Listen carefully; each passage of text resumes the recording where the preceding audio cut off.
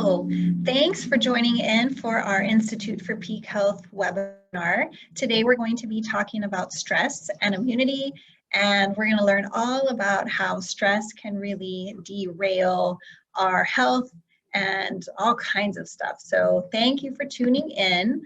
It's going to be a great event for you. So I am Stephanie Thomas. I am the Wellness Director at the Institute for Peak Health.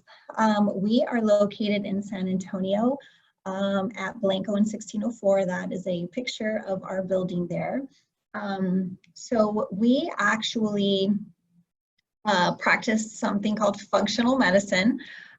Functional medicine is a little bit different than what most people are used to partaking in when they go out and see the doctor. Functional medicine is where we really work to look at the underlying health issues that people have. We look, instead of dealing with just the symptoms, we look at the body and why the body is producing that symptom. So our first response isn't just to give you a pill for that symptom. It's actually to figure out why that symptom is there and work to correct the dysfunction. So we were actually created by Dr. Bernice Gonzalez.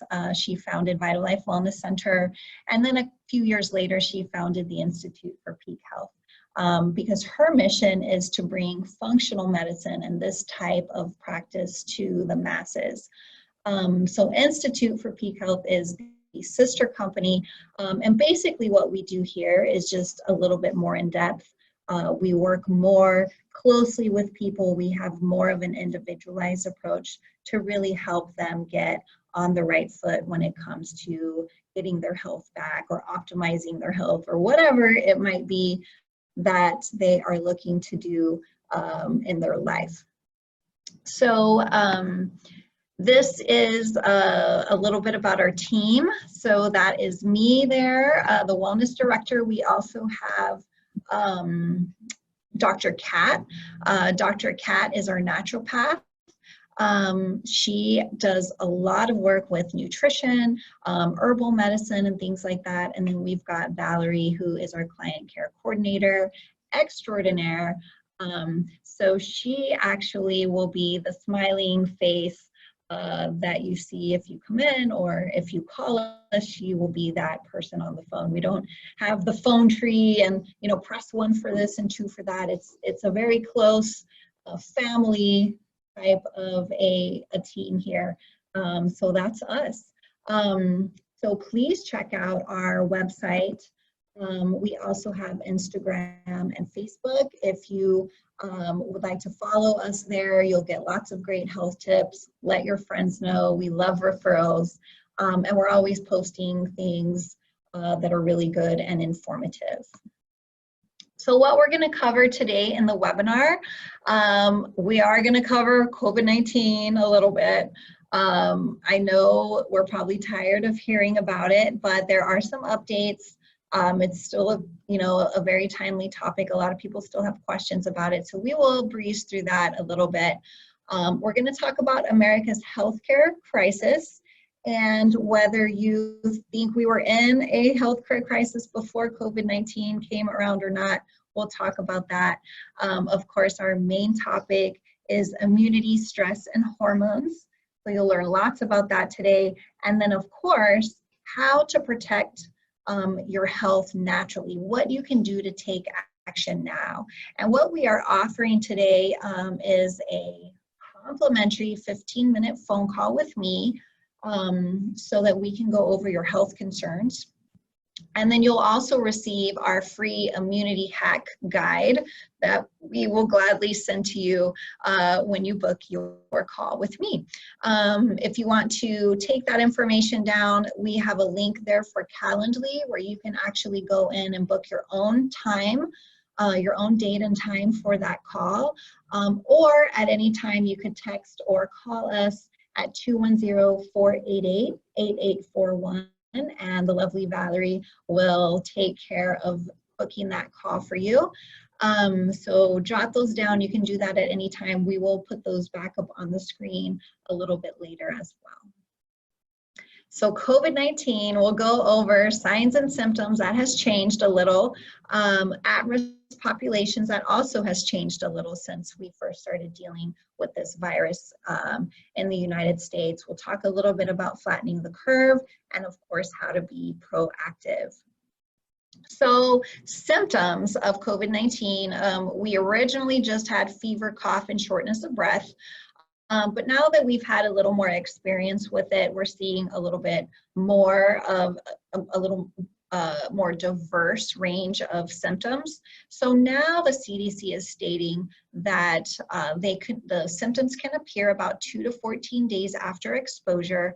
And then you're generally going to have cough and shortness of breath or difficulty breathing, or at least 2 of the other following symptoms like fever, chills, shaking, muscle pain, headache, sore throat. We've got some reports about the loss of taste or smell. Generally, the symptoms are going to be mild for most people. About 85 to 90% of people will have mild, they might even have no symptoms and not even be aware at all that they're ill. But generally it's going to be a mild to moderate illness. Very few people, about 5%, are actually going to suffer from severe illness. So who is at risk for severe illness? That information has changed a little bit too, as we've had more experience with the virus. Generally, people that are older, 65 or older, are a little more at risk for having severe illness. And then, people who live in a nursing home, people who have underlying medical conditions. So those are things like chronic lung disease, heart conditions, people that are immunocompromised. So if you take a look at what the CDC lists as some things that make you immunocompromised, notice how smoking is on the list. So simple things we can start doing now. If anyone is smoking, stop smoking now. That actually is going to put you in that high-risk population group, and that is something you totally have control over right now. Also, people who have obesity. Now, the CDC actually is stating that having severe obesity, a BMI of 40 or higher, is really the risk factor, but I'm going to show you some more information that we've gotten more recently from some studies that were just done on really large groups in New York, and you'll see that that BMI of actually 30 is more of is actually the risk factor. So not necessarily 40, it's actually 30. Of course, people with diabetes, that's a real high risk. Some of the studies that have come out have shown that most of the people who are on ventilators were either diabetic or pre-diabetic. And then, of course, people who have underlying kidney or liver disease will be more at risk. Some of the data that was coming out from some of the hospitals, so again, this one showed that all 20 patients at this particular doctor's hospital were diabetic or pre-diabetic. They were also finding the average BMI of severely ill patients was 30. In Seattle, they found that the severely affected patients had an average BMI of 33. So really just being right at the borderline of obesity. So when we say your BMI is 30, that is actually where obesity begins. If your BMI is below 30, if it's like 26 to 30, you're considered overweight. So this is a huge opportunity where people can actually take action now. If you're carrying a little bit of extra weight, you can surely start to work on that now, and that's one way to really help reduce your risk for this, but also for so many other diseases and chronic illnesses and things like that that are extremely prevalent in the United States. So this is one of the newer studies. This just came out April 22nd. And this was the biggest study done to date This was done on 5,700 patients who were hospitalized with COVID-19. So again, the hospitalized patients are the ones who have the severe to critical illness. And the big takeaway from this study was the comorbidity rate. So people who were hospitalized with severe illness, only 6% of them had zero comorbid conditions. They may have still been over the age of 65 or something like that. We don't have all of that data. However, they didn't have high blood pressure. They didn't have obesity. They didn't have abnormal blood sugar, kidney disease, liver disease, any of those things. Only 6% of them. 6.3% of them had one comorbid condition, but 88% of them had more than one comorbid condition. Again, obesity, hypertension, lung disease, heart disease, liver disease, diabetes, the list goes on and on. So 80% of people actually who were hospitalized with severe illness had more than one comorbidity. So again, this just tells us we have a lot that's in our own personal control. We have plenty of place where we can be proactive and actually work to reduce our risk. This is just one example of something that threatens our health when we've got these comorbid conditions, but there's other things too. I mean, just influenza, heart attacks, strokes, diabetic complications, all of those are things that threaten our lives when we have comorbidities. COVID-19 is just kind of like our wake-up call that's really laying it out there and saying, maybe it's time now that we start working on getting healthy. This diagram is just about flattening the curve. I'm sure most of us have heard that terminology before. So flattening the curve is what our governments and our mayors and our governors and everyone, this is the part that they're working on. So this basically is reducing exposure, using interventions like social distancing, avoiding groups, minimizing errands, washing your hands, working from home, and those kinds of things. Those are meant to decrease your exposure. And basically the point of that is if we slow down the exposure, we could possibly get to the point where the virus no longer has a person to transfer to and then it would die out. But the main reason is so that there's not a big surge in cases of our severe or people who are affected by severe disease, so that we don't put too much of a burden on the hospitals and the infrastructure. But what no one is telling us is that it actually takes two things to get sick. Anytime you get sick from some kind of a communicable disease like a virus or a bacteria or something like that, two things have to take place. One is you have to be exposed. So this is what we're talking about here when they talk about flattening the curve and social distancing. We're trying to minimize our exposure.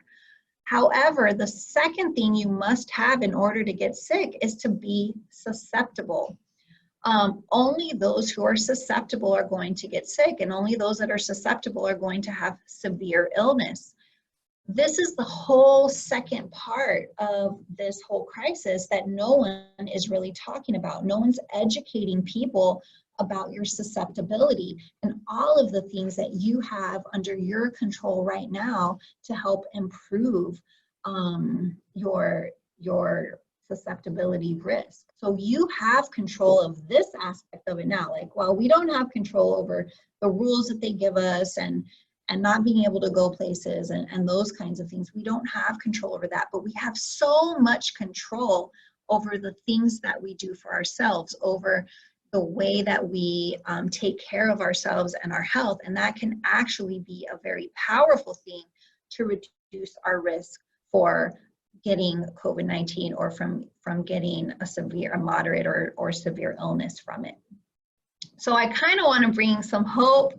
I don't feel like we get enough hope when we're talking about COVID-19. I feel like everything is gloom and doom. Everything is like, oh, the numbers are going up and everything's closed and, it's so terrible and all of these things. We hear these sensational stories because, the media gets ratings, so they're going to want to tell you the craziest stories they can find. But really, we don't get a lot of hope. And the truth is, we have this whole side of it that you and I individually have control over. So I'm hoping that I can give you guys some hope in that aspect, and maybe you'll feel a little bit better by the time this webinar is over. You'll feel like you have a little more control. So immune function, this is part of our susceptibility. So what they also found was that even though this COVID-19 is a new virus, it's a virus that humans have not really had to deal with before. What they have found is that in an otherwise healthy person who has a good, robust, normal immune response, then you would see recovery from this virus. Those people are going to recover normally, just like they would if they got any other virus, like the flu or something like that. So that is where we see, look, 85 to 90% of people who get this either have no symptoms or they have a mild to moderate case that doesn't require hospitalization. That's because their immune system was strong and healthy and ready to go. So the point is, you do have control now. You can be proactive. There's lots of things we can do. Think about food. Think about food as medicine. We've probably all heard that quote before, but food really nourishes us. It really is everything that we need for our body to build new tissue, to grow and repair tissue, to get the nutrients we need for all of the complex processes that our bodies do every single day. So think about the food that you're putting in. Do things like, if you have some issues with your blood sugar, if you've been told you're pre-diabetic or you're insulin resistant or you are diabetic, or even if you're overweight, just using food can be amazingly powerful at starting to reverse those things. So we can address blood sugar imbalances by just what you're eating. We can improve your body composition by what you're eating. We can incorporate a little bit of exercise that also improves your body composition. Like I said, if we can get you away from that BMI of 30, you're going to really reduce your risk if you do get COVID-19 of having to be hospitalized. What does a BMI of 30 look like? Well, for women, if you're 5'4", you are going to have a BMI of 30 at 175 or higher. If you are 5'2", then your BMI is going to be at 30 if you're 160 pounds or higher. For men, if you're 6 foot, even then 215 pounds is your cutoff. That is where you get into that BMI of 30, and that's where we're seeing more severe illness and risk with COVID-19. So there's a lot we can do right now. We can boost the immune system. Again, getting sunlight, getting fresh air, eating healthy foods, doing some exercise, all of those things are going to help us. Minimizing inflammation. Inflammation is huge. So inflammation comes from our immune system, right? So when something isn't right, when we're injured or when we're exposed to some kind of a virus or an illness or something, our immune system jumps into action. If our immune system is overworked and we're always carrying around inflammation, which we will do if we carry too much fat around on our body, if we eat food and we feel inflammation, so if we get bloating or we get indigestion or we get heartburn, those are signs that we have too much inflammation. So our immune system is busy dealing with that. So then when a virus or something comes along, we're not going to have all of our resources to fight it off. So doing things to minimize inflammation. If there are things going on in your body that you know are inflamed, there are things you can do. Maybe if certain foods are triggering inflammation, maybe it's time to work on the diet. There's a lot we can do. Managing stress is huge. We'll talk more about that throughout our webinar today, but managing stress is huge. Stress throws off our entire chemistry. It throws off all of our hormones. It throws off the way our body metabolizes things. It puts us into that fight or flight mode. And we're not going to be at our best to fight off something. We're not going to be at our best to fight off some enemy, a virus or whatever, if our body is very stressed. Getting sleep is critical. We've got tons of studies that show that if people sleep a good sound 6 to 7 hours a night, their risk for contracting a viral respiratory illness was much, much lower than for people who are not sleeping that much. And then balancing our hormones. So that's all our chemistry. Not necessarily just estrogen and testosterone. We all think of that when we think of hormones, but things like leptin, things like insulin, all of those things work together and actually get majorly thrown off by our body's stress response. And we'll talk more about that, but there's a lot that we can do now to be proactive, to really reduce our risk, not just for COVID-19, like I said, but think about all of the other chronic diseases that our country is faced with. We spend by far the most money on healthcare of any other country in the world, but we're nowhere near the healthiest. We are rated somewhere between 30th and 50th in terms of health. So there's a huge discrepancy there. And if you look at the chronic diseases that people are dealing with, the things that are really, being worked on in the traditional medicals, in our healthcare system, where the things that you're just getting pill after pill for, the things that you get prescribed something for, and then you're meant to take it forever. Those are all conditions that lifestyle has an effect on. Those are all conditions that diet, that exercise, that immunity and proper nutrition and all of those things have an effect on.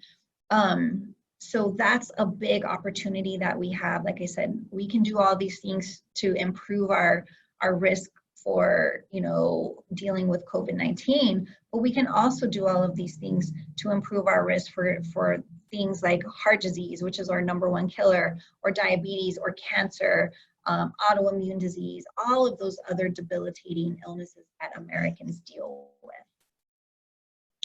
So again, it's our wake-up call to be proactive, but all of these components of our health are going to help us avoid multiple other chronic illnesses, whether COVID-19 was around or not.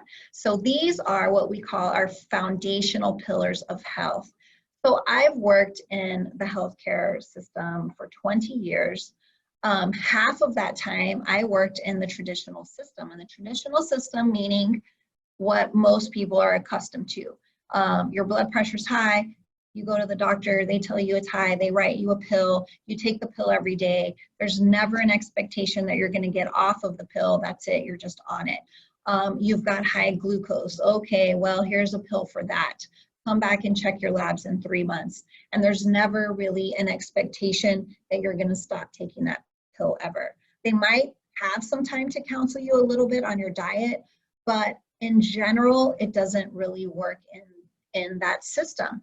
That system is meant for pills and procedures, and we'll talk a little bit about that. What I found, though, working half of my career in that system, was I wasn't really helping people. I knew that things like high blood pressure, diabetes, obesity, heart disease, hypertension, high cholesterol, I know that those things can be improved by lifestyle. They can be improved by stress management, by dietary changes, by a certain level of fitness. But it's very hard to give people that information when you're working in that system, because that system is really built for writing prescriptions, see you really quick, write that prescription, see you later, get you out of there. In fact, the average time that a person spends with their doctor in an office visit in the United States is only 7 minutes. So granted, some doctors, some offices do better than 7 minutes, but by far across the country, The average is only 7 minutes. And in 7 minutes, it is not enough time for me to teach you all of these things, how to be healthy, what are things you can do to lower your blood pressure, lower your blood sugar, get the weight off, balance your hormones, whatever the case may be.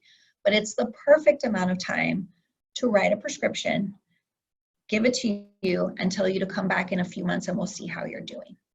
So that's personally why I got out of the system. It wasn't really, I didn't feel like I was helping people. I knew that I could do more.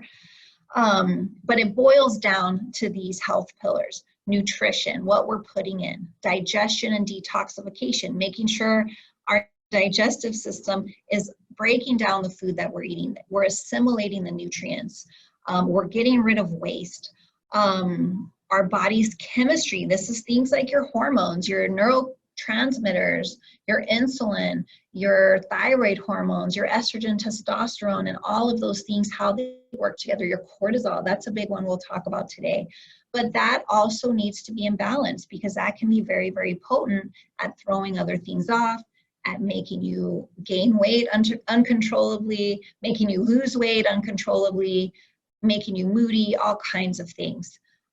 Fitness, of course, is critical. We need fitness to keep moving. We need to keep muscle on our body. As we grow older, it's not normal for us to become frail. That's not a normal part of aging. You should be able to maintain a level of muscle mass. And for people that do, they fare better. They are at much lower risk for all of the morbidities that come with aging, like falling and breaking a hip, or even dementia and things like that. And then finally, a mentor, having someone to put it together. So, who would we want to teach us all of this stuff? We would definitely want our healthcare provider to teach us how do we get healthy. But in our current medical system, it's just not set up that way. They've got 7 minutes to work with you. They've got a line out the door, a line in the waiting room of people to see in this 7 minute time frame, and it's just not enough time to really help the individual person and help them figure out what they need to do to get better. So again, if you're just tuning in, I'm going to recap a little bit. We did talk a little bit about COVID-19. We're talking now about America's healthcare crisis. Our main topic is immunity, stress, and hormones. And then the big one, how to take action to protect your health naturally. We are offering a special, which is to book a complimentary call with me. We will discuss your health concerns. You can learn a little bit more about me and what we do here at Institute for Peak Health. And for those of you that do book the complimentary call, we're actually going to send you our immunity hack guide. We'll send that to you via email. It's a little ebook that has all kinds of great immunity hacks. That's good for COVID-19 times, but hey, it's good for all the time, anytime, any kind of thing that comes up for you. So to book that call, you can go directly to Calendly. You can copy and paste that link into your browser and choose the date and time you would like the call to take place. Or if it's easier, just text or call us. Valerie, our wonderful client care coordinator, is standing by to get you scheduled. So again, America's healthcare crisis. So, I think this quote from Medicare kind of sums up, what our healthcare system does for us, or doesn't do for us. So care that seeks to prevent disease, promote health, and prolong and enhance the quality of life is not considered medically necessary. So medically necessary, that's basically insurance talk for it's not covered. So they don't cover things. That's not their intention, to cover things that's going to prevent disease, that's going to improve your health, that's going to prolong and enhance your quality of life. They are solely concerned with disease management. And while most of us know our disease management would go so much better, we would probably spend less money and everything would be so much better if we focused on prevention and we focused on health promotion. The thing is, the way the system is set up, that they're not covered, they're not set up to cover that. that is our responsibility. That is our responsibility in their eyes as humans to maintain our own health. And once our health goes bad, then we use our insurance. Just like car insurance, right? Does your car insurance pay for your brakes or your transmission fluid or your wiper blades? It doesn't take care of the maintenance.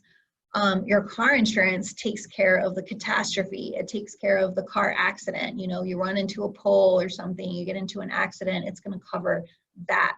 Our health insurance is the same. It's not covering our health, it's covering sickness. So if you want to have pills and you want to have procedures and you just want to kind of manage and keep this level, then that's the system to be in.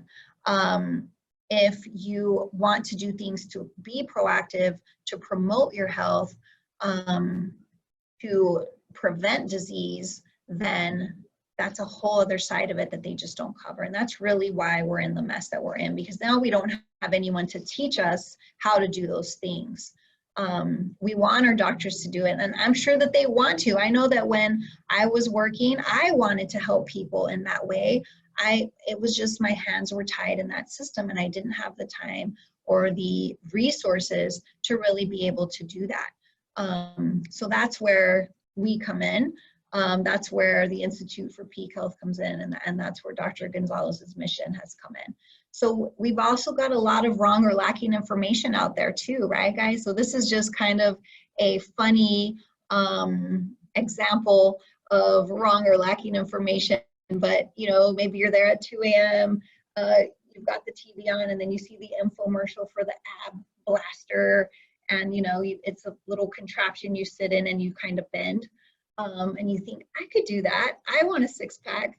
But the reality is it's not really the way to get a six-pack, right?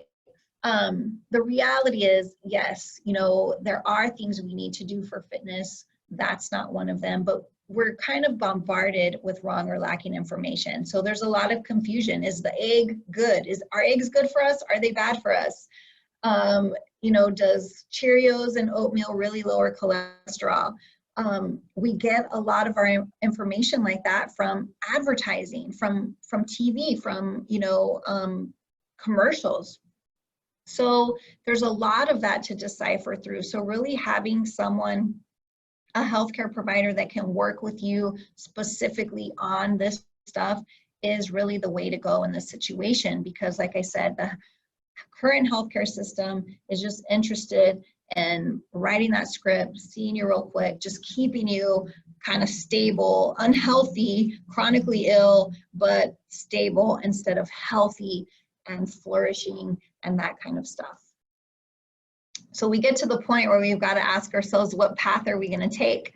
You know, there's several studies that have come out recently. One was by the CDC and the Mayo Clinic, and they said that 90% of American adults are either chronically ill, overweight, or not doing any or most of the very basic habits required for good health. And those basic habits were things like, you know, maintaining their weight, not smoking, you know, getting a little bit of exercise. It was very, very minimal. So they're saying 90% of us are on this path to be chronically ill. Another one came out that, and this was actually a worldwide study, and they said worldwide only 12% of adults are considered metabolically healthy. So what is metabolically healthy? Well, that basically means your blood pressure is normal, your blood sugar metabolism is normal, your weight is normal, your body composition is normal. When they measure your waist and your hips, the ratio is normal. You don't have an abundance of belly fat. You don't have insulin resistance, prediabetes, prehypertension, hypertension. So only 12% of adults actually fit into that category. So we're just really in a big mess health-wise in the United States and in the world. But we have so much power to take action for ourselves and get off of that path. The question is, are we going to do it? You know, you can drive down some of these highways. I'm in North San Antonio, drive down 1604. You can see some of these buildings that they put up, beautiful buildings, and you take a closer look and there are things like memory care centers or Alzheimer's assisted living centers and things like that. So, you know, the investors know where we're going. The pharmaceutical companies know, you know, they want us going to that pharmacy every 30 days to pick up our prescription. But the truth is we have a lot of power in our own hands, and we can choose how we're going to age. We can't stop the aging process, but we can definitely have a huge impact on the way our health is going to go. Is our health going to go down, or is our health going to get better? Your health can get better no matter what stage of life you are in. So your health and your age don't necessarily go together. Just because you're getting older doesn't mean your health has to go down. I think we just see it so commonly that we accept it as the truth. But take a look at the picture. These are two guys around the same age. You guys might recognize the guy on the right, Jack LaLanne. He actually just adopted a healthy lifestyle from the age of 15. He started looking around and seeing that people around him, elders around him and whatnot, looked heavy, looked overweight, and he decided at age 15 that wasn't going to be the life for him. And so he went out on this journey, on a health journey. He inspired countless other people to be healthy. And look at him. He is in his 80s in this photo. So, you know, our health doesn't necessarily decline with our age. Sure, certain things happen, but there's a lot of things that we do as individuals that accelerate that aging process, and we can actually do things to slow it down and even improve it. So then you might say, well, I don't have time for this, or, you know, it's too much, it's overwhelming, I don't know all the things to do. Well, let me ask you this. What is your why? Who would you do this for? You know, if you were facing in a few years going to the nursing home versus going and playing tennis with your friends, what would you base that decision on? You know, many of us, I know if you're a busy parent like I am, I'm going to tell you, hey, I would do anything for my kids. And that is actually part of the reason of why I practice what I teach, because I've got small kids. And our kids' health, honestly, in this country is not really much better than the adults. Kids who were born before 1995 actually had an 11% chance of having a chronic disease during childhood. Kids born after 95 actually have a 54% chance of having a chronic disease during childhood. So our kids are sick, you guys. Our kids are going down the same path that we are. So I am very inspired and passionate about showing them the right way, showing them that they don't have to be sick, showing them that just because it might be common to see other kids with chronic diseases, it doesn't mean that it's normal. Now, what kind of chronic diseases are our kids seeing now? The same kind of stuff adults are seeing. Things that are highly associated with our lifestyle: obesity, type 2 diabetes, fatty liver disease. Our kids are getting fatty liver disease. Our kids are getting hypertension. Our kids are getting high cholesterol, autoimmune disease. I mean, the list goes on and on. So, you know, I want to do this because I want better for them. I want to teach them the right way, and I want to teach them how to be healthy so that they're not, you know, they're not on that path.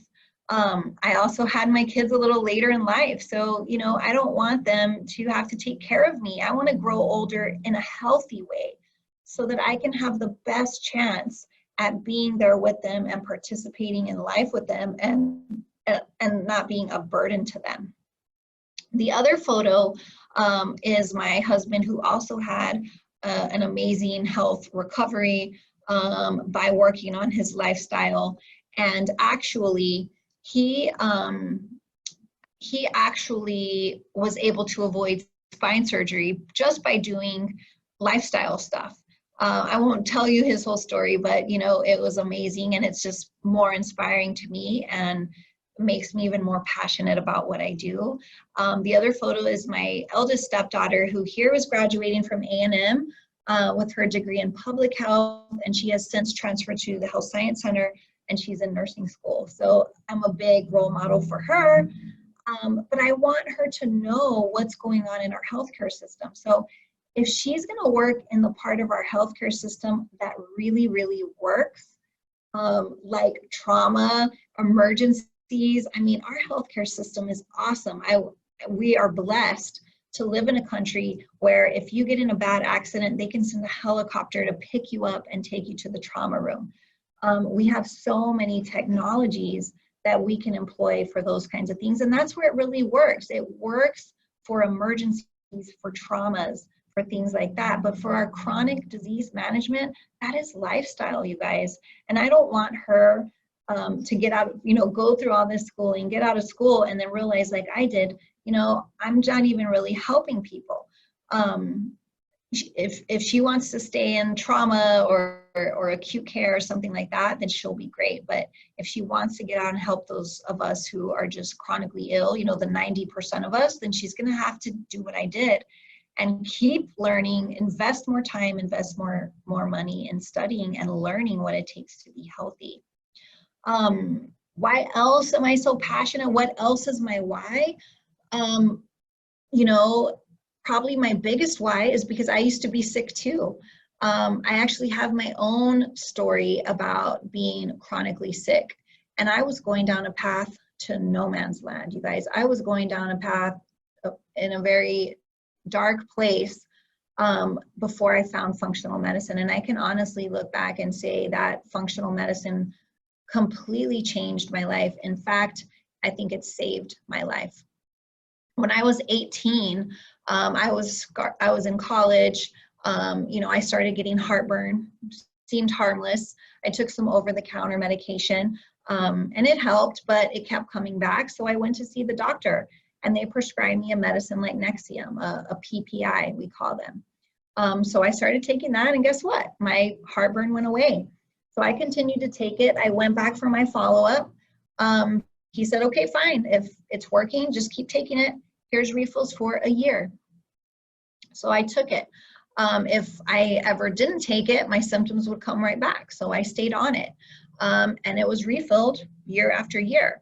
The bad thing, though, of what started to happen was I started to have other symptoms. So, I would take the medicine, and then if I happened to run out of it, or I didn't pick it up from the pharmacy on time or something like that, and I would miss it, I would actually get really sick. I would develop uncontrollable vomiting. And this happened to me about 2 or 3 times where it was just uncontrollable, and it took me into the ER. Dehydrated, sick, couldn't hold even water down, couldn't take the pill, nothing. And then you know how that goes. You go to the emergency room, they hydrate you, they do some tests. I've got a CT scan and ultrasound. Oh, everything's normal. Here's some nausea medicine. Nausea medicine didn't work. Then they figured out to give me that PPI medicine, Protonix, through my IV.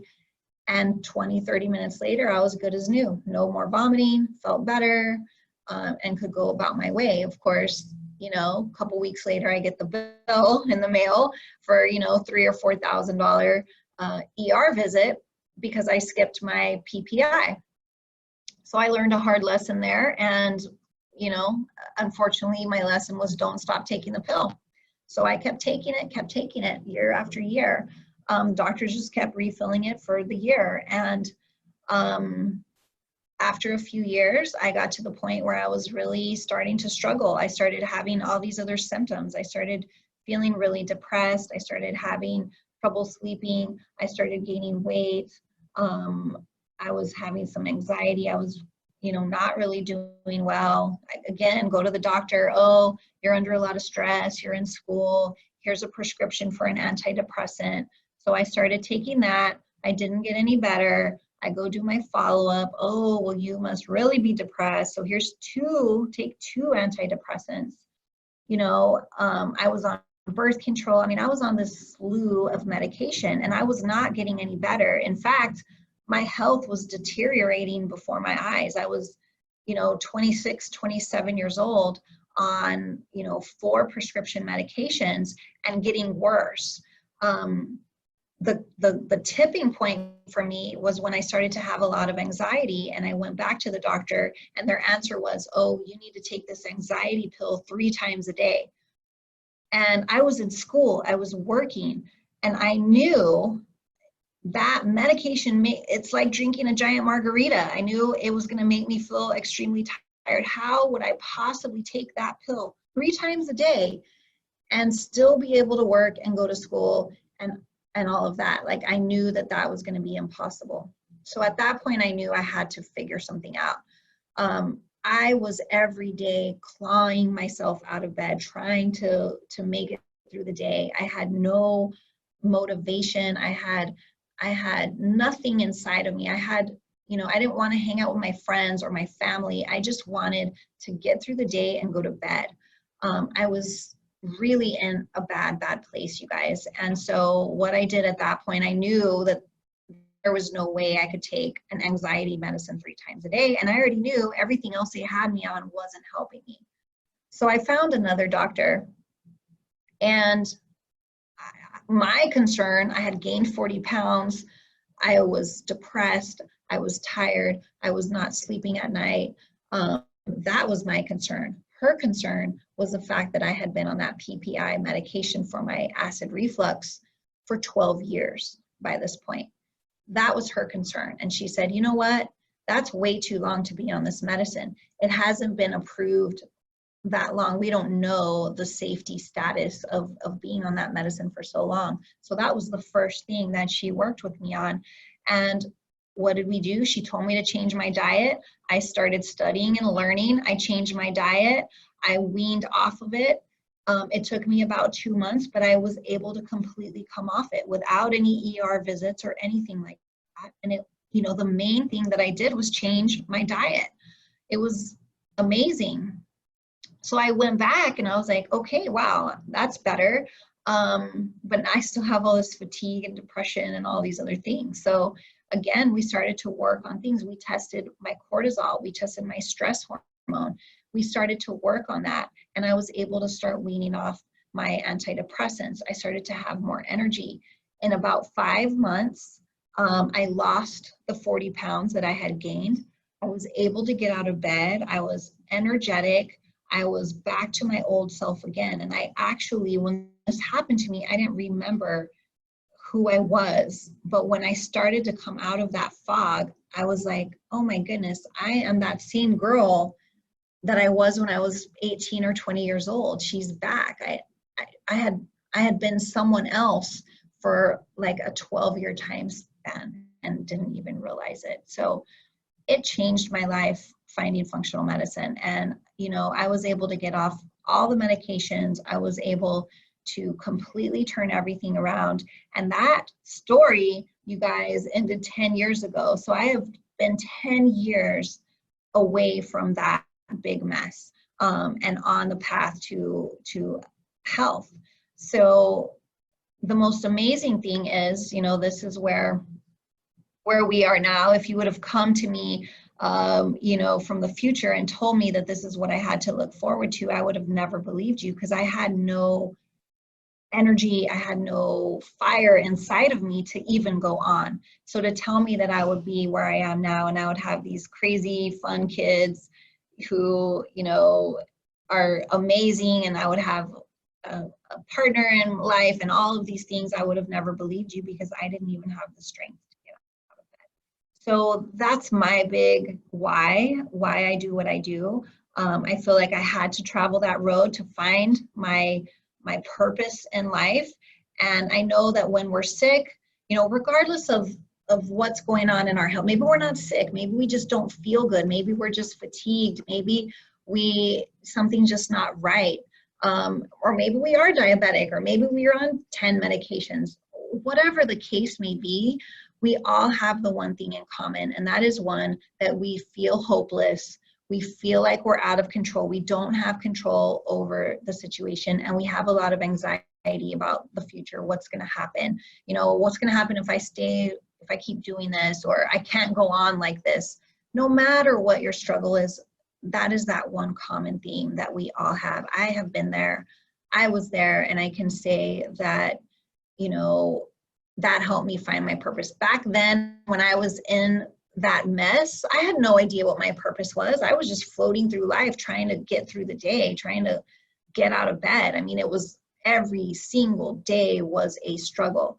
So for all of us to reach our purpose in life, I think, you know, we've got to have our health. We have to have our health. We have to be solid so that we can then help others. So that's basically how I got here, you know, why I'm so passionate, and I'm hoping that I can inspire you guys as well to get on that health journey, optimize your health and yourself so that you can be there for your purpose in life and you can fulfill it 100%, and you can be there for all those people that love you.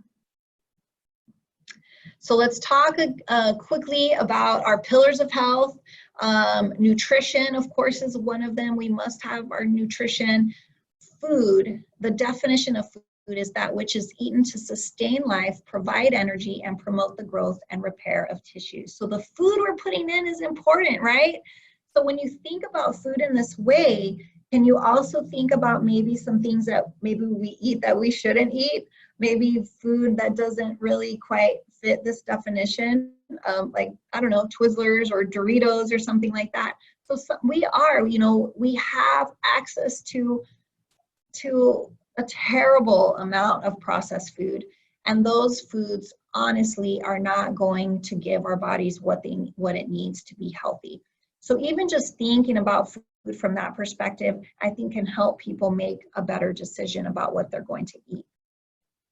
Fitness, we talk about fitness, we all need it, right?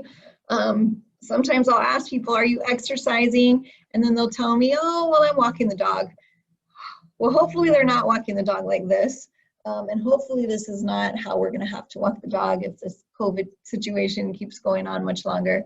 But in all seriousness, we do have to have some kind of movement, some kind of fitness. We have to maintain or build muscle on our body. That is what keeps us from growing frail as we get old. That keeps our bones strong. That keeps our hormones and our blood sugar metabolism in the right balance. So fitness is critical. Now, people might tell me, I don't have time, or I don't feel like it, I don't have the energy. Well, we probably need to start looking at your chemistry and figure out what's going on there, what's going on with the hormones, because it is true, we don't want you to do strenuous exercise if your chemistry is messed up. We might have to work on your stress response and your chemistry before we get to that step. However, I will tell you that your goal for fitness should be to put muscle on your body. If you can put muscle on your body, that is going to pay off in dividends for the long term.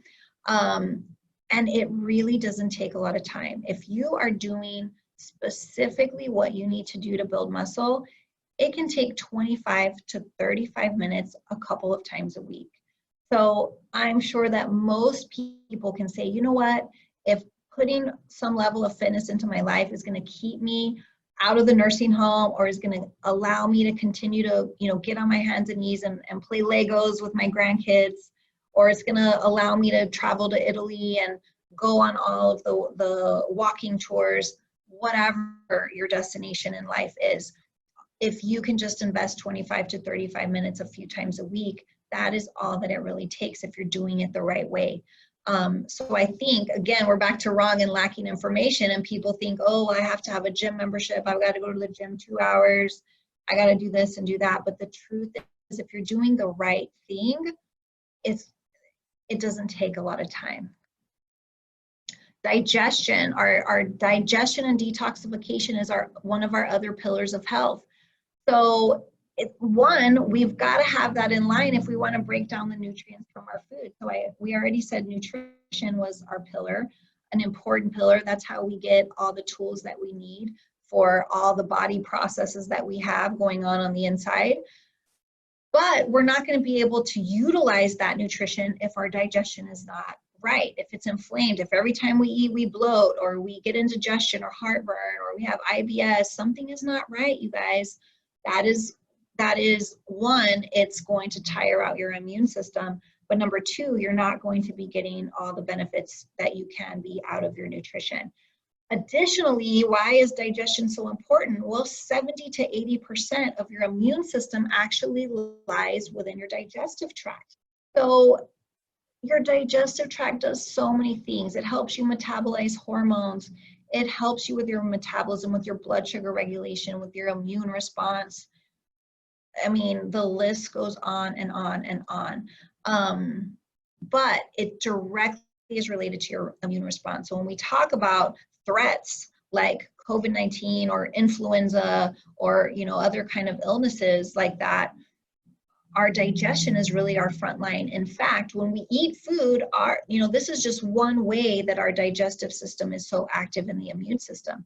Our digestive system turns our food into activated vitamin A. In fact, activated vitamin A actually is an immune modulator. It actually directly controls the capacity of your immune system to function and fight things off.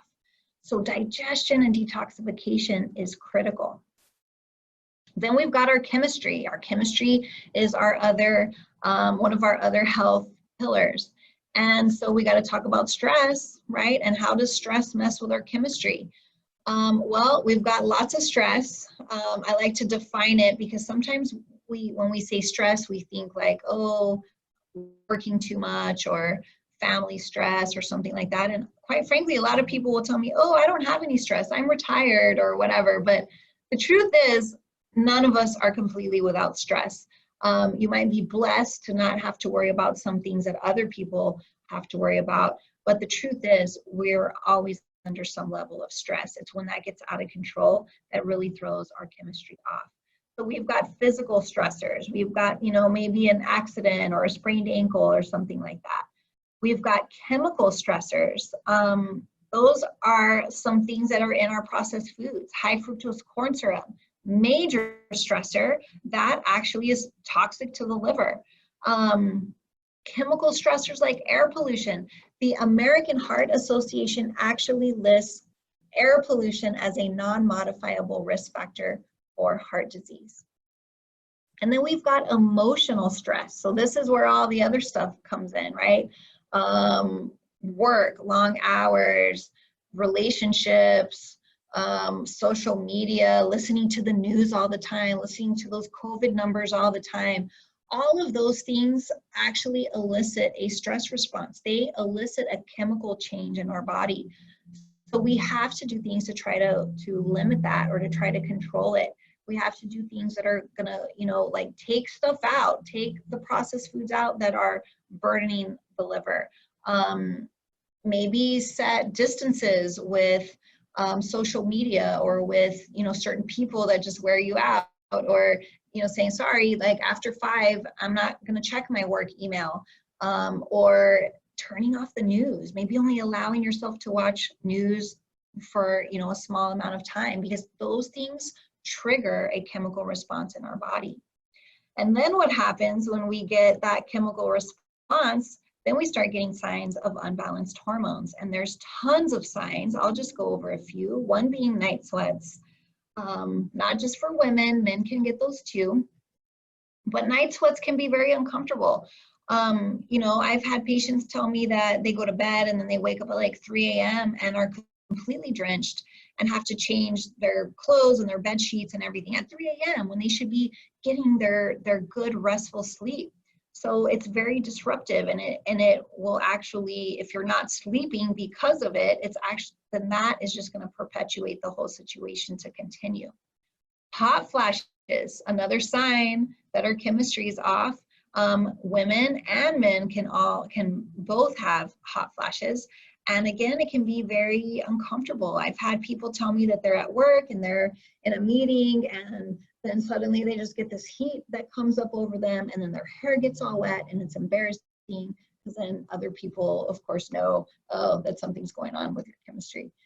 And then irritability, that's one of them too. We get home from work and we don't want to hear it. We don't want to talk about it. We don't want the kids to be quiet. We just, no, I can't even handle it. I've got a short fuse. So we have that too, and we take it out on our loved ones. There's tons of other ones: weight gain, brain fog. Where did I put my keys? Why did I go into this room? What was that person's name? Why did I forget to do that?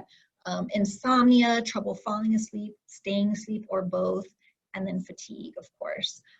These are just some of the symptoms that are you know, our body is, or signals that our body is sending us to let us know that our chemistry is off. And we've got to get that figured out, because it's going, you know, I mean, just think about the weight gain. If your chemistry is off and it's causing you to gain weight, you're going to end up with a lot more problems later. You're going to end up with high blood pressure, problems with your blood sugar. You're going to be more at risk for all kinds of issues. If you're not sleeping, again, you're going to perpetuate the chemistry problem. You're going to carry a higher load of inflammation. Your immune system's going to be weakened. You're probably going to start gaining weight, and then there you go, and you kind of go down these paths. So we've got to get this stuff under control. So hormones, some of these hormones that get off balance because of our stress response or because of something that we're doing. We've got fat burning and we've got fat storing hormones. Fat burning ones are things like growth hormone, insulin like growth factor, adrenaline, thyroid hormones. And then we've got fat storing hormones, insulin, estrogen, and cortisol. Now, insulin, estrogen, and cortisol are very important. We must have them. In fact, you'll die if you don't make cortisol. However, it's when they're in the wrong balance that they're very, very potent at storing fat. And again, what happens when we start to store fat? We start to see our health decline. We're more at risk for illnesses where, you know, our blood pressure goes up, our cholesterol goes up, our glucose goes up, you know, we're pre-diabetic now, and then the list kind of goes on and on from there. And these are just some body types associated with hormone imbalance. So if you see a weight gain that's more in the hips and the thighs, maybe the chest, that is a sign that the estrogen is out of balance. Adrenal or stress, adrenal glands are the glands that secrete cortisol. So we call this body type here an adrenal pattern. So that is when you've got the belly fat. You might have thin arms and legs, but you're carrying excess in the belly area. That's associated with cortisol and therefore adrenal pattern. And then if you have a thyroid imbalance, you tend to gain weight generalized all over the body, and then you have a real resistance to losing weight. It's real difficult to get the weight off. You might also find that you have weight accumulation in kind of unusual areas. And then lastly, we got the liver, also known as the beer belly. So this one's a little bit different than the adrenal pattern in that this is that hard stomach, that hard round stomach. And this is especially dangerous because what's happening here is you're storing fat on the inside of the abdominal wall. So inside the muscle around the organs. So this could be you're storing fat on the liver, you know, in the omentum. What we know about that type of fat is that it's very different from other fat that you store like metabolically. It actually is very resistant to insulin. So when you start storing fat there, your insulin level starts going up. And then that makes it even more difficult to lose weight. And then that predisposes you to diabetes, heart disease, and other things like that. Not to mention if it's being stored on the liver, then that's fatty liver disease. 1 in 3 adults actually has fatty liver disease, which can lead to liver failure and the need for transplant. So very, very bad news. And also I'll tell you, you can have more than one of these at the same time, unfortunately. But these are other signs that your body is sending you to tell you that your chemistry is out of whack. So let's say, okay, fine, you know something's wrong, you know you've got symptoms, you're tired, you're gaining weight, you go to the doctor and they check your labs and they tell you that it's normal. How does that happen? Well, one of the things they might check if you go in and you're saying you're gaining weight and you're tired, then they might check your thyroid. The problem is insurance only covers a TSH, which is one thyroid screening test. Insurance covers that once a year unless you already are diagnosed with thyroid disease. So if you just have symptoms, they can do a screening test and that's covered. However, there's so much about the thyroid. There's like 7 or 8 tests that really should be done to really tell how the thyroid is actually working. But we're tied again in that medical system, that disease management system. So all they'll check on you if you go in and you say you're gaining weight and you're tired, they'll check the TSH, and then they'll give you this really big range, like a 0.3 to a 5.7 or something like that, depending on the lab that your blood is sent to. What they don't tell you is that we have a range where we can tell you with 99% certainty that your thyroid is functioning normally, and that's if your level falls between a 0.5 and a 1.8. Now, if you fall outside of that 1.8, say a 2.5 or higher, you're actually at risk for developing an overt hypothyroidism. You are at risk for having high cholesterol, because a slowly functioning thyroid is the #2 cause of high cholesterol. You are also more prone to be depressed. So they've done studies that show people who had depression, actually a more effective treatment for symptoms was thyroid hormone than antidepressant medication was. So you don't have to be at a 5.7 or past the 5.7 to be having issues with the thyroid that are actually can lead to other problems, that can lead to things like being overweight, again, high blood pressure. And once you gain weight, the domino effect starts. Then we've got the blood pressure, then we've got the insulin resistance, the prediabetes, the high cholesterol, the heart disease, and the list goes on and on. So let's say, okay, they tell you your thyroid is normal, but you're gaining weight, you're tired, you're waking up in the middle of the night. So they go ahead and they test your testosterone level. And ladies, this testosterone range is for you. Men are going to have a very different testosterone level. But again, you'll get it checked, and then you'll have some lab value that, again, is going to differ based on what lab you go to. Because the way that they come up with these ranges is not based on symptoms or medical knowledge per se. In these cases, testosterone is a range developed by the lab to help them determine, where most of their results come from, and it's kind of like a quality control measure. But anyways, you might see an 8 to a 48 or something like that, and maybe they draw yours and it's a 10, and they're like, oh, well, it's in the range, or it's normal or something like that. But what they don't tell you is that really, to be asymptomatic, you need to have a level somewhere between a 35 and a 65. That's what we know about women and testosterone. If your level is below a 35, then you're more likely to have symptoms of low testosterone. And how does that affect you? Well, you can be tired, you can have brain fog, you can have night sweats, you can wake up in the middle of the night, you can have low sex drive, you can have brain fog, the list goes on and on. One of the most important things, though, is testosterone helps you maintain your muscle mass. So if your testosterone starts to go down, you might notice you start to lose muscle. When you start to lose muscle, your metabolic rate goes down. When your metabolic rate goes down, you start to store fat. And then here we go, right? Here we go. Oh, now I'm gaining fat. Now my blood pressure's higher. Now my blood sugar's higher. Now my cholesterol's higher, and so on. So testosterone is really important. It's also very important for bone health. It keeps our bones strong. And as we age, we don't want our bones weakening. So we should have a level between 35 and 65, also regardless of where you're at as far as your menstrual cycle. If you are 30 years old or you're 60 years old, you still produce roughly the same amount of testosterone. Your ovaries may not produce much of it anymore, but your adrenal glands do. And again, remember, the adrenal glands are the things that deal with stress. So if we've got a lot of stress, they're going to be busy with that, and your testosterone levels might be lower than they should be. So, okay, they check that, and now you're like, okay, well, I'm still tired, I'm still gaining weight, what's my problem? So they check your cortisol. This is actually the test that I had done, and once we fixed that, I was able to get off the antidepressants. I had energy. I lost 40 pounds in about 5 months by just working on this.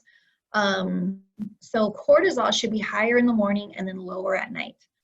It's the thing that is high in the morning, so you wake up and you should feel bright-eyed and bushy-tailed and alert and ready to go.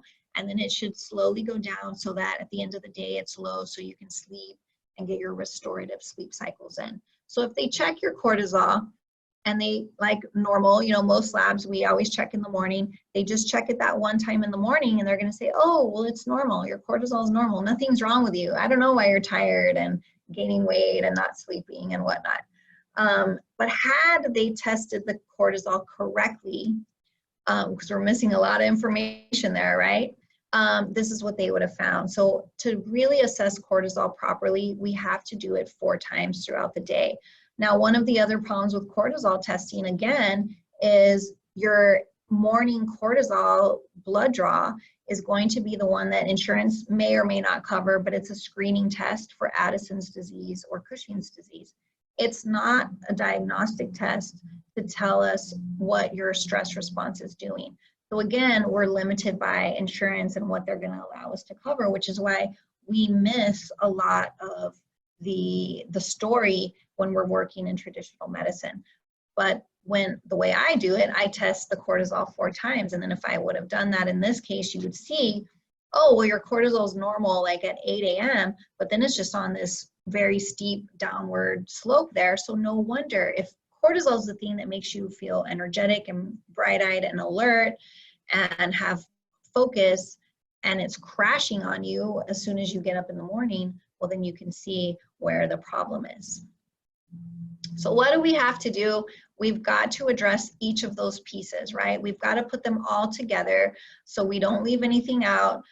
This is how we build that healthy, strong foundation for our health and everything to grow from. How do we figure it out? Well, that other pillar is the mentor, having that professional, that provider, that team, that support system that's going to help you figure this out so you're not trying to navigate it alone, going through the wrong and missing information, and having someone just put it together for you and being supportive of you and holding you a little bit accountable. That's how we do best as humans when we are going through some kind of lifestyle change or any kind of change in our life. If you were going to fly a plane, you would need to do more than Google it or read a book. You would have a person, you would have a co-pilot, you'd have your instructor, you would have a whole system that you would follow. And then once you were good, once you learned it all and you knew everything about it, then you can go and fly on your own. I think that's a perfect analogy for talking about our health, because we're missing that whole beginning piece of what are all these pieces and how do I get them in order and how do I figure it out so that I can then go on and run with it and be healthy and not depend on the disease management system anymore. So that's what we do at Institute for Peak Health. We put those pieces all together using a system, ABC 1, 2, 3, so that we don't leave anything out, so that it's easy to follow. We cover all our bases, and then you learn as we go. You learn what we did, how we got there. You learn about your health, you as an individual, what are the things you need to do so that you can run with that knowledge for the rest of your life and get to that destination in life that you are looking forward to reaching. So, and I think if we put it this way, you can appreciate how, maybe you or maybe someone we've all either been through it or we've heard a story where, someone knows they need to lose weight or they know they need to bring their cholesterol or their blood sugar down. And they change their diet and they do Nutrisystem or Weight Watchers or Jenny Craig or Medifast or something like that. And they're only focusing on that one little pillar. And so they work hard, they don't have a cheat day, they don't mess up, they do it strictly for 3 months, and they lose 2 pounds. And maybe they needed to lose 20 pounds or something. But what ends up happening is they get very discouraged, right? Then they say, I'm the same weight, whether I would have done this crazy diet for 3 months versus if I would have just been doing my same diet I've always been doing. And they get discouraged and they give up. Or maybe they'll choose fitness. They'll say, I haven't been working out, so I'm going to start going to CrossFit. And they're getting up at 5:30 every other day, and they're going to some parking lot and hauling tractor tires and doing all this stuff. And then at the end of a few months, maybe they've gained a couple of pounds, maybe they've toned up, maybe they put a little muscle on, but they didn't lose the fat, they didn't get the hormones in order, they, all of these other pieces have not been addressed. So I think you can appreciate how with our best intentions, we venture out and we try to do this and we try to get it under control, but we're missing something. And it's because we're not treating the body as a whole. We got to remember the body is connected. It's a system. All of the pieces work together, and one thing's going to affect another. So if more than one thing is out of balance, we're not going to achieve our goal unless we figure out what all of those things are, what all those underlying issues are. So what do you guys think? Ask yourself this: can you influence the future of your health?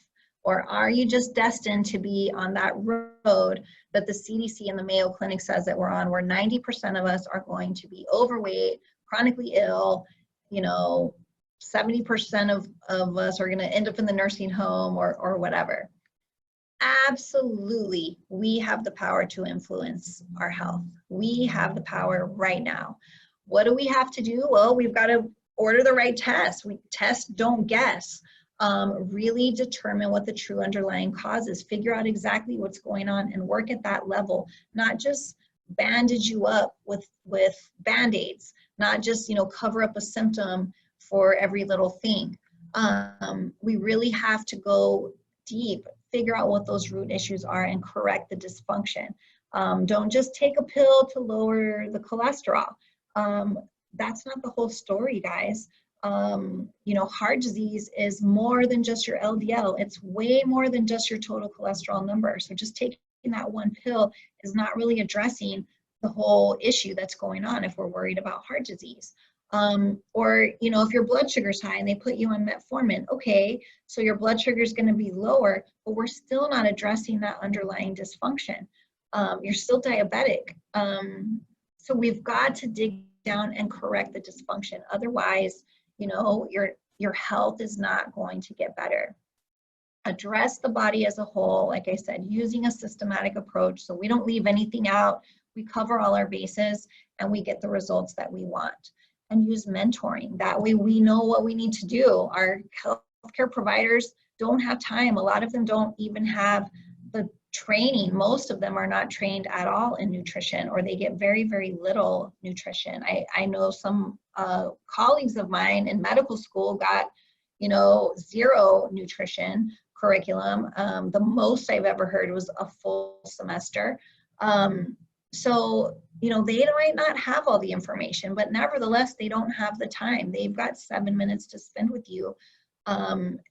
It's just not enough time to figure out really what's going on and get you on the right track.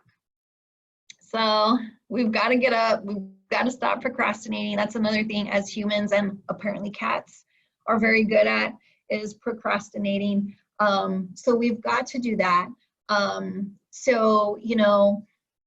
We've got to just take the initiative to get up and do something. And if we're waiting for someday, or we're waiting for Monday, they're not going to come. Those are excuses that we tell ourselves because we don't know what to do, or we're scared, or it's too overwhelming. We have got too much going on. We can't focus on that. But the truth is, if you know what to do and someone helps you along the way, it's not overwhelming. It's something that you can easily get control of, and it's something you can do. So you just have to jump out of your own way and take charge and do it. So that brings me to the end of the webinar.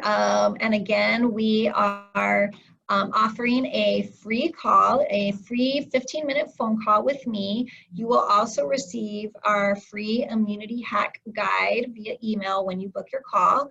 What we'll talk about in the call is what you're going through, how you may have tried to address your health concerns in the past, how we can help you at the Institute for Peak Health. And then if it sounds like the right approach for you, then we'll give you your plan of action to prepare you for your first appointment. So definitely book the call. There's, you get that great immunity hack guide as well. You can text us or call us. Valerie is standing by. You can also book it yourself directly through Calendly if you want to copy that link and paste it to your browser. And then I'll go over just a couple of common questions, like, where are we located? I covered that in the beginning. We are in San Antonio. However, we are more than equipped to handle virtual appointments. We actually have a lot of clients who don't even live within the state. So don't let our location deter you. We are able to be fully functional in a virtual environment, although we definitely can do live visits and those kinds of things too as needed. Is it affordable? Does insurance cover it? It's definitely affordable. We have patients from all walks of life that work with us. We have college students, we have retirees, we have single income families. So we individualize it for you. And yes, it is affordable. Do we accept insurance? No. But we don't accept insurance because, again, insurance doesn't cover what we do. Insurance is part of the disease model, and when we're working on things to improve our health, reverse diabetes or get you off medications, help improve your blood sugar metabolism or lose weight or whatever, those are things that insurance simply does not cover. However, if you do have a flexible spending account or a healthcare savings account, we can use those. And then if if there's certain labs that you might need, sometimes insurance might cover some labs. It really just depends on what it is that you have going on, what your concerns are, what your destination in life is, where do you want to get to, and we will talk all about that at your consultation. Is it weird? Do I have to eat a weird diet? Do I have to run 1,000,000 miles a day? No, absolutely not. Everything that we do here is sustainable. It has to be sustainable, right? Because we're not here for the short-term fix. We are here to help invest in your long-term future of health. So everything that we do here has to be sustainable for the long term. It also has to be adaptable into virtually any life circumstance. Otherwise, it's not going to work, right? It can't be a quick fix. It can't be, like you can only eat this packaged food or whatever. It's about learning health and how to be healthy, and everyone can do that. That's not something that only certain people can do if they buy this certain packaged meal or they do this certain exercise. No, our interventions have to be sustainable and adaptable and individualized to the person. So definitely it's doable. Thousands of people have done it before. And we wouldn't ask you to do something that, I haven't done myself or that thousands of others haven't successfully done with us. So that brings me to the conclusion of the webinar today. I really thank you for tuning in and watching. If you would like to get more information, don't forget, we've got our website, we've got Facebook, we've got Instagram, and then of course give Valerie a call or a text to get your discovery call booked. She'll also send out a recording of this for you in case you want to share it with any of your family or friends. So I thank you again, and I really encourage you to sign up for that discovery call because I truly believe that you deserve the opportunity to live your life in the very best health. Thank you again.